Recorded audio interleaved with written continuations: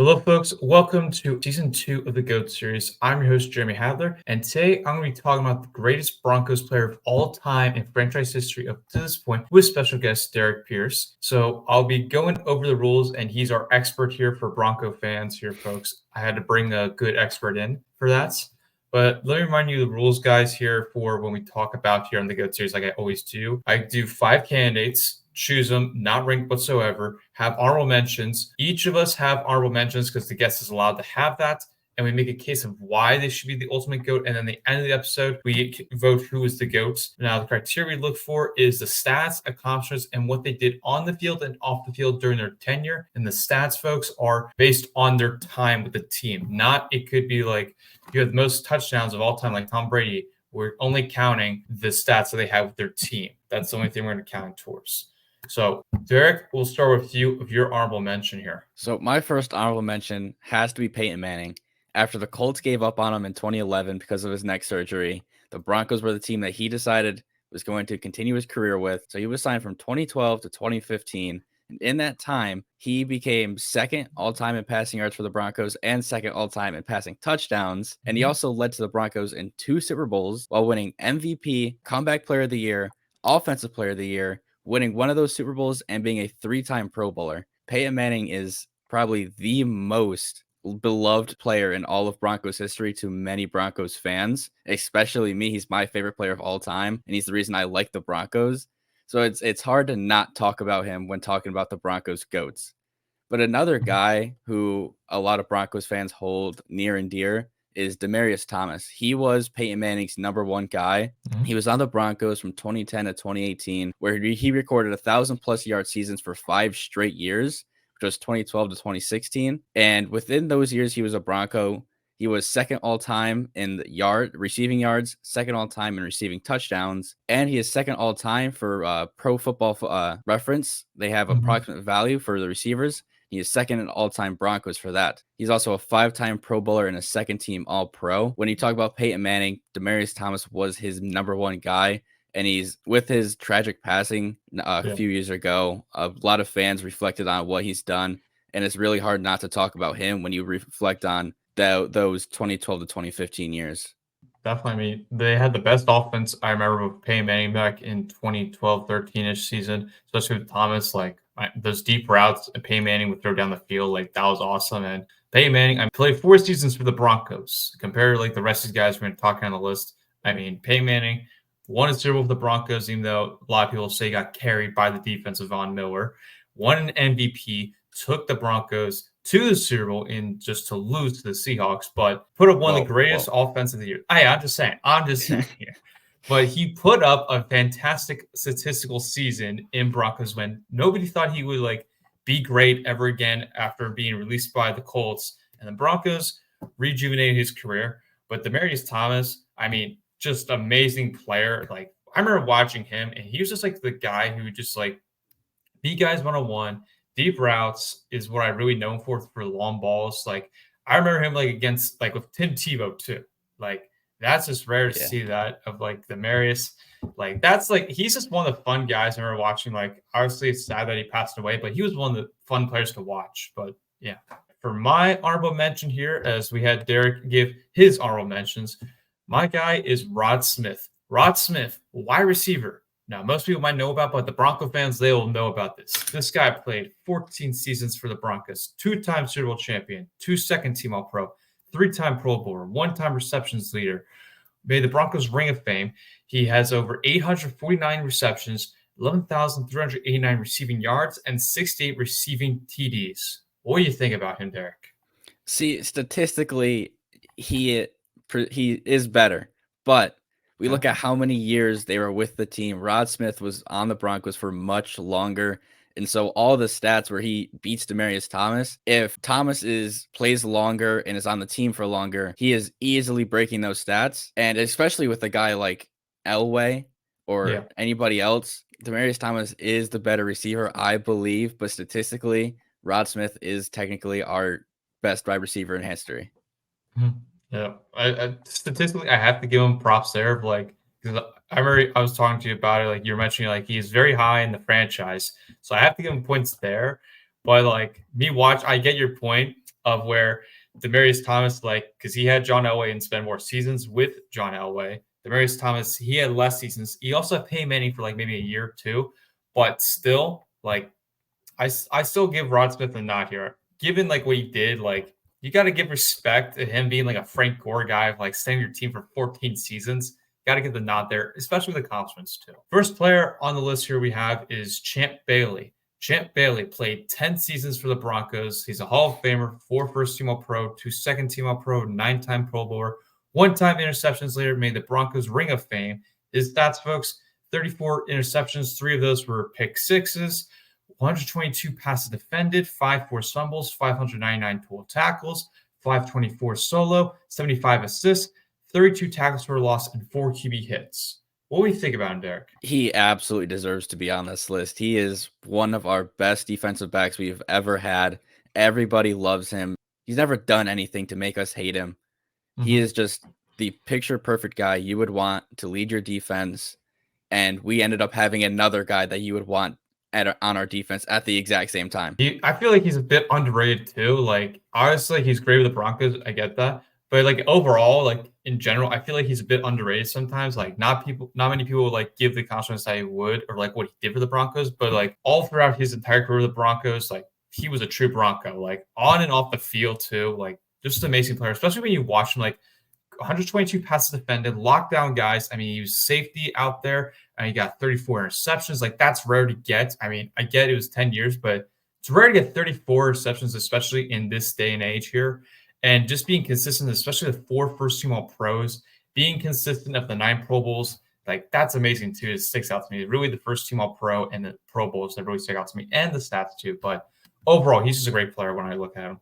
Next player on our list, this guy is more recent. This is probably one of my favorite Broncos ever watching. That is Von Miller. Von Miller played 9 seasons for the Broncos. He's a 1-time Super Bowl champion, 1-time Super Bowl MVP. As I mentioned before, I say he carried Peyton Manning. 3 first-team All-Pro, 4 second-team All-Pro, 8-time Pro Bowler.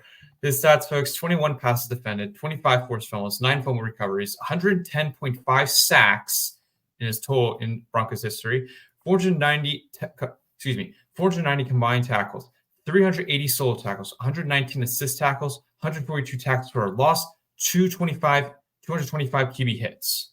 What do you think about him, Derek? I mean, this guy, like, every time I think about the Broncos, it's Von Miller. Yeah, I mean, he's one of our cornerstones. Like when you think of that Mount Rushmore, he is one of the first people you talk about. And it sucked to watch him leave. But unlike when other superstars leave, like you would know with Aaron Rodgers, you guys were not happy when he left. Oh, but when Von Miller left, all of us were just like, good luck. Go do what you can do. Because we knew that his time was coming to an end. Just with where we were going as a franchise, with where he is as a player and his age, it wasn't going to work out. And so we wanted what was best for him. I loved Von Miller. He was, when I played Madden, he was my go-to guy. I destroyed people with him, and I didn't even like understand what was happening because I was so young. Well, definitely one of the Broncos that should be in GOAT contention. I will never forget like his Super Bowl performance against the Panthers. Like that's one of the most iconic performances I've ever seen of like a defensive player. Like sacking Cam Newton, forcing the fumble, and just recovering that football. Like I still argue that he did carry the Broncos to the Super Bowl. I mean, Peyton Manning, like yeah, he had the statistics and all, but he was the old man during that year. And Von Miller, like he set the tone. And like you had many like Khalid Talib, you had Harris. I mean, there's too many guys I could talk about, but Von Miller, I mean, he had like one of the best games I've ever seen with a defensive player in the Super Bowl, especially. Yeah, 2015 was definitely our defensive Super Bowl, but Peyton Manning was still he was the veteran presence that you need. That's true. I'll give the Sheriff a nod there.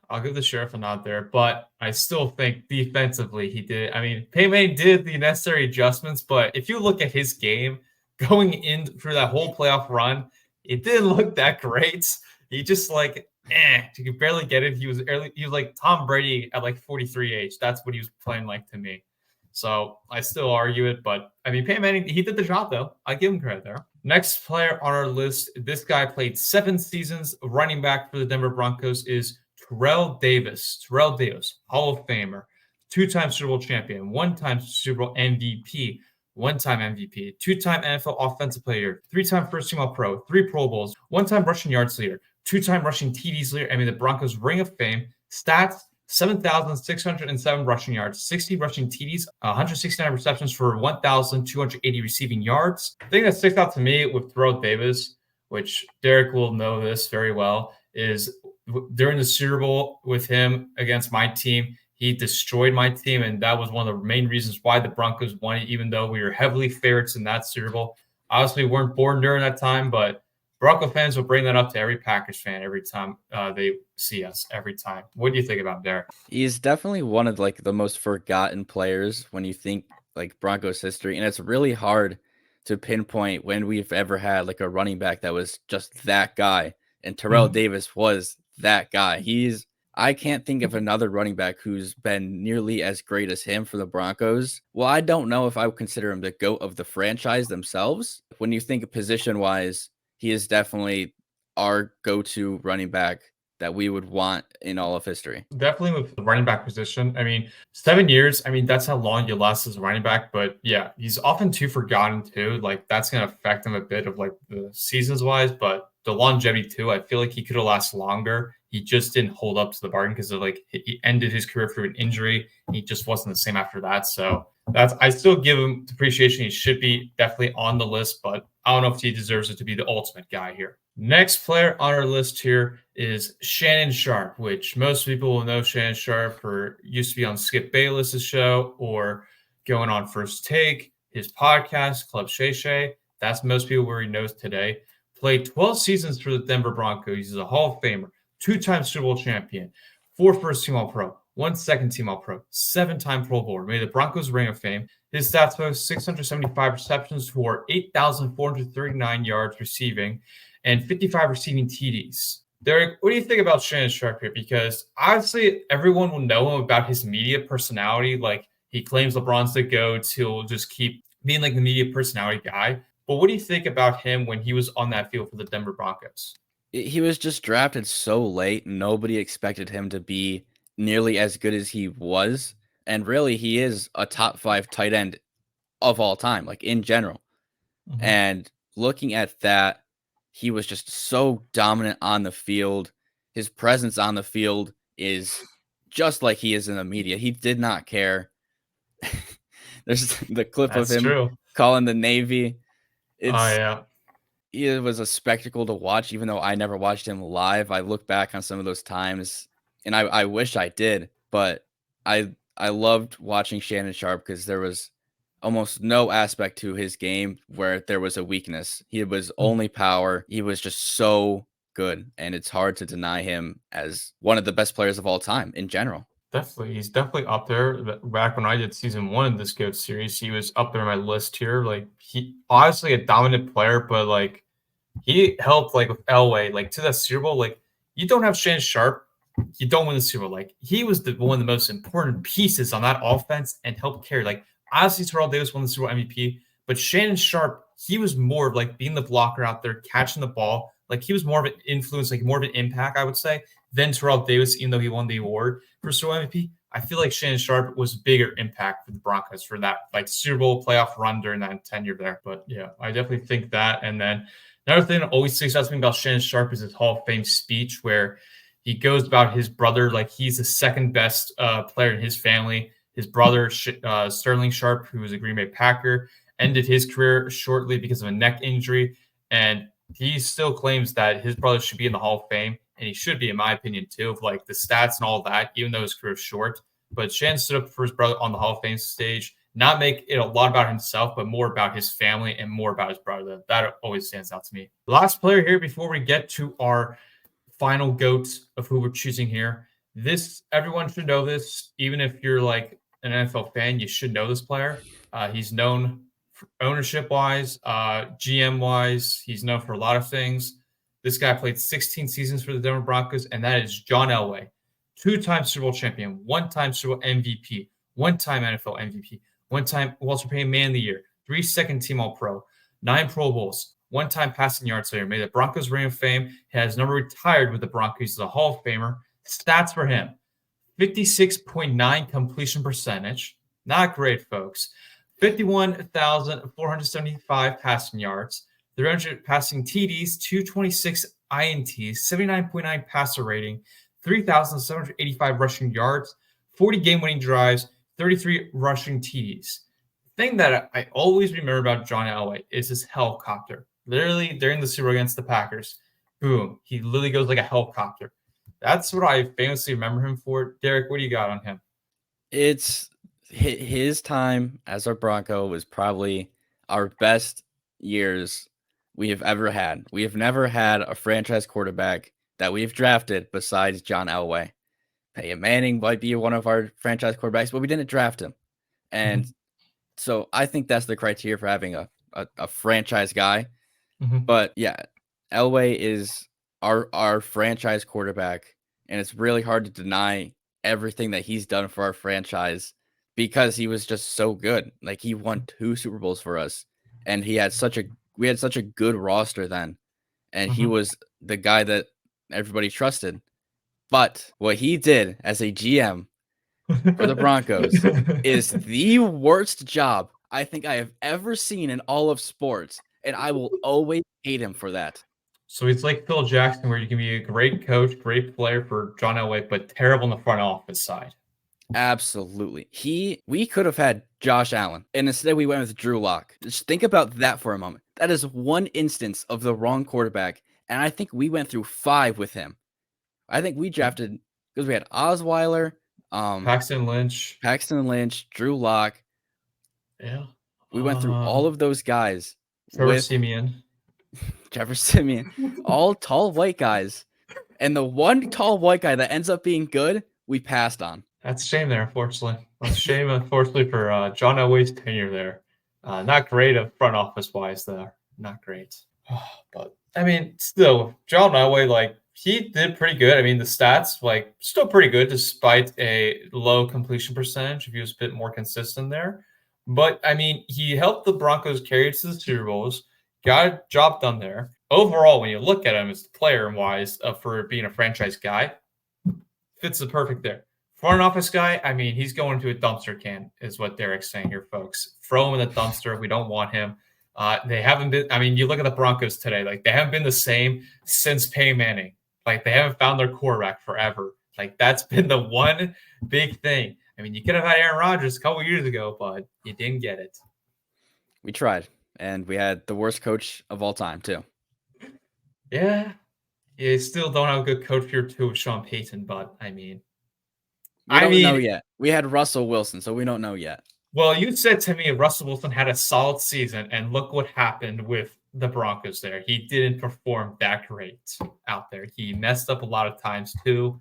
I mean, I'm just saying, the Broncos have a bit of issues here. It's Sean Payton or Russell Wilson in the front office. One of the three there. One of the three. One of the three. All right. Let's get to our ultimate GOAT here. We'll start with our guest, Derek. Who do you have as the greatest franchise player in Broncos history? I think the viewers can tell by how much I've talked about him and how well I talked about him. My GOAT for the Broncos is Peyton Manning. I would give up all 16 of those Elway years for the 4 Peyton Manning years that we had. Peyton Manning was he was so good. Like, that 2014 season is one of the best quarterback seasons ever. Peyton Manning was so good, and he gave us so many memories, and he's still like a key part in our franchise. Like, Peyton Manning clearly claims himself as a Denver guy instead of Indy. And I think that helps the case for him being the Broncos GOAT because he identifies with the Broncos more than the team that he was drafted to. And I think a lot of fans associate themselves with Manning more than Elway. Yeah, definitely. I could see that, especially with recent bias right there with the Super Bowl. But I still get your point there. Obviously had a great accomplishment there. For me, it's between the old guys here. It's between Sharp and Elway for me. I mean, I get Peyton Manning. He, like, his accomplishment, like, that's one of the best I've ever seen of a player comeback and all that. Had a great performance there. To me, he's like honorable mention for me. Like, 4 years, I get that, but for my franchise, I need to see a bit more seasons out of the guy there. Like, if he had more solid seasons and not like his old time season like he had before, just be more solid there, I would give it to him. To me, I'm going to go with this here. I'm going to go with John Elway. This is not for his front office gig. Like, if it's on that, I would be not right on that. I would be terrible at that. To me, I feel like it is John Elway because he spent 16 years there. I mean, obviously, he had terrible completion percentage to me, but he did like have 40 game winning drives, helped the Broncos get 2 Super Bowls, won MVP with them, and he was hugely part of that Broncos successful run. Like, to me, if he didn't have John Elway, like I mentioned with Shane Sharp, there would be no Super Bowls. There would be no back-to-back Super Bowls. Broncos wouldn't be a great franchise, and you would just only hold up Peyton Manning. I mean, Peyton Manning's still great with the Bronco, but you only have that one Super Bowl. You only have that one Super Bowl there. But I feel like John Elway, you don't have John Elway, nothing would have happened. Nothing would have happened. Like, Elway would not have been the owner of the Broncos who got to pay Manning to come in. Like, I think that had to play a determinant factor. So for me, I got to give it to John Elway here, though.